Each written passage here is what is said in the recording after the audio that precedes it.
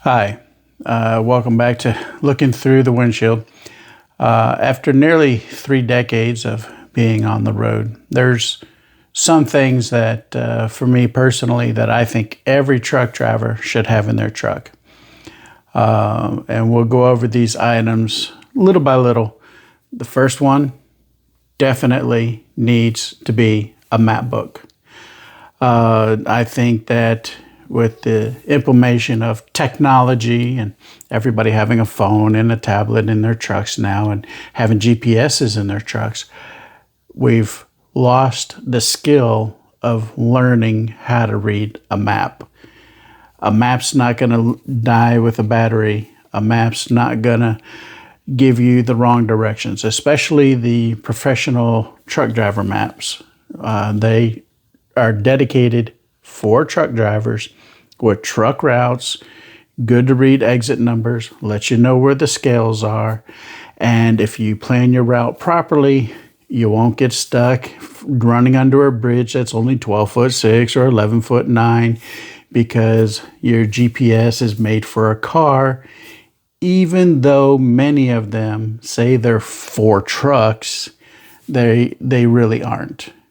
And like with a lot of things with technology, you really can't trust it that much. A map book that's been around, especially the ones you find in truck stops, the McNally map books for commercial drivers, is pretty much the gold standard, at least in my eyes. You can get the paper ones, you can get the laminated ones with the spiral bounds on the back. And a good map book will truly save you tons of time. You'll know where, like I said, the scale houses are. You can see where your exits are. You can get a real good idea of what route that you need to take so you can get to that place that you've never been before. And if need be, you can plan which exit you're going to get off at so you can find your truck stop and take your break, especially for you solar powered guys. The second thing is a nice pair of heavy duty work gloves. Work gloves, obviously, when you're fueling, you don't want to get diesel on your hands because then you just, that smell just permeates the whole inside of your truck. But also while you're working with your truck, you're hooking your air lines and your electrical lines. You're dialing your landing gear up or down. You're trying to slide your tandems. You're shutting your doors. You're opening your doors.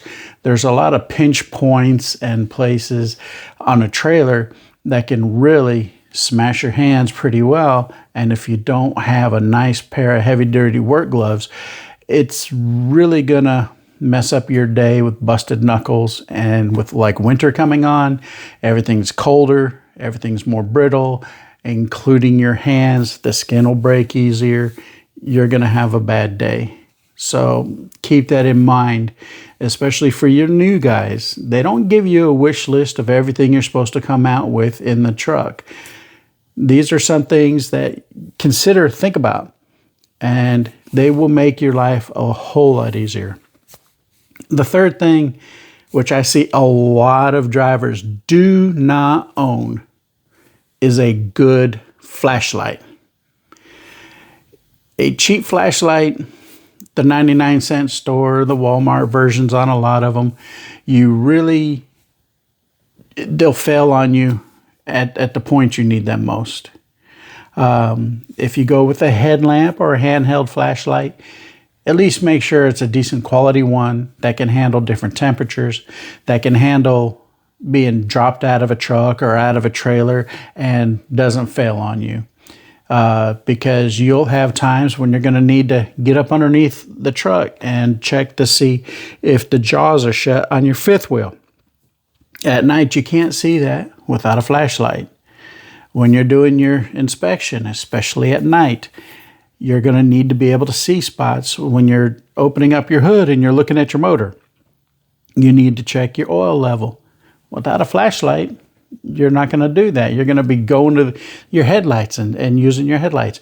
But if you have a flashlight handy, makes your job a whole lot simpler. So please think about getting a quality flashlight. Now, you don't need those ones that are $300, $400, $500. A simple, decent one you can pick up $20 to $50, depending on what your needs are, or even some guys using the headlamps. They're not that expensive. You can tilt them and use the beam wherever you wanted to. So that's another thing to consider that most people won't tell you about because they don't think about it. And more people, they're using their phones for their flashlights. Well, that's going to drain your phone battery. And that light on the back of the phone is not that bright. And it also puts your phone in a position to where if you drop it, you're going to smash the screen, then you're going to be really upset. So think about a flashlight, especially one that can take a beating and keep on going. The fourth thing, for me personally, every driver out there needs a good quality knife. Not one of those truck stop ones that you see with terrible metal that won't stay sharp for more than half a second. You cut a sandwich with it and it's done. A good quality knife. And it, again, like with the flashlight, it doesn't need to be an expensive one. It just needs one that will keep an edge. It won't break on you if you're prying on something. Like for instance, the electrical socket on trailers.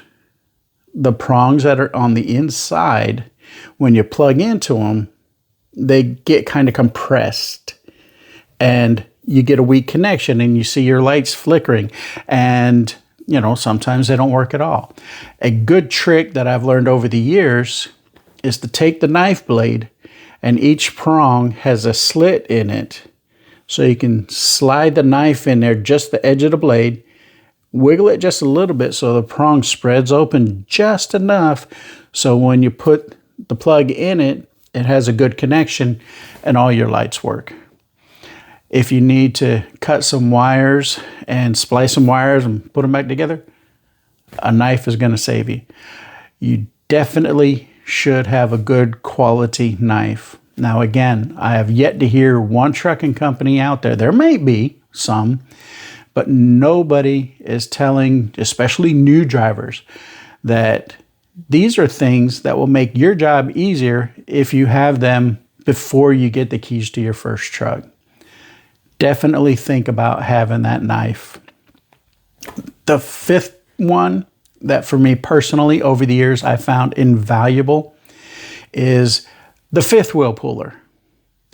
Now, for a fifth wheel puller, because, it's not mandatory, but it's truly making your job easier.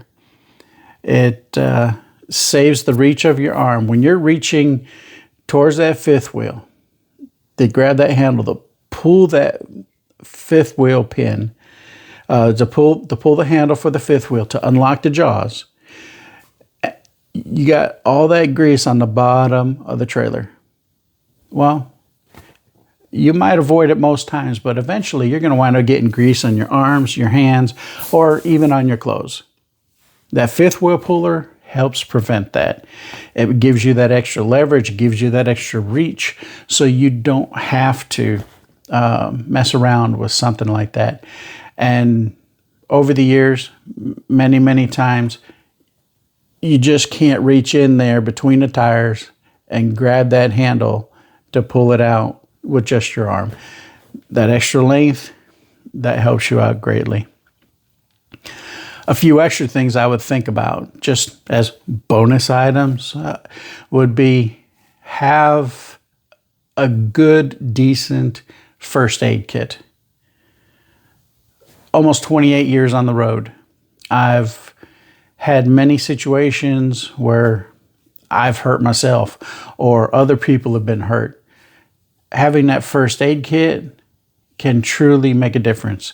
Now, if you get the basic, simplest ones that's good for scratches and minor cuts, like at Walmart or something, and the guy's like this big and it's got like 4 little Band-Aids in it, that helps with little things. But you want something that goes maybe a little bit further. You smash your finger, it's bleeding. One time I did have a guy run into the side of my truck, hit the side, spun around like this, and he actually came out of the driver's seat, hit the windshield with the top of his head, and when the truck came around and hit the side of my trailer, he slid across the seat and then hit his head through the window on my trailer. Having first aid kit, I was able to pack his wound on the top of his head where he was cut. Thankfully, it wasn't that bad anyway. And this way it helps,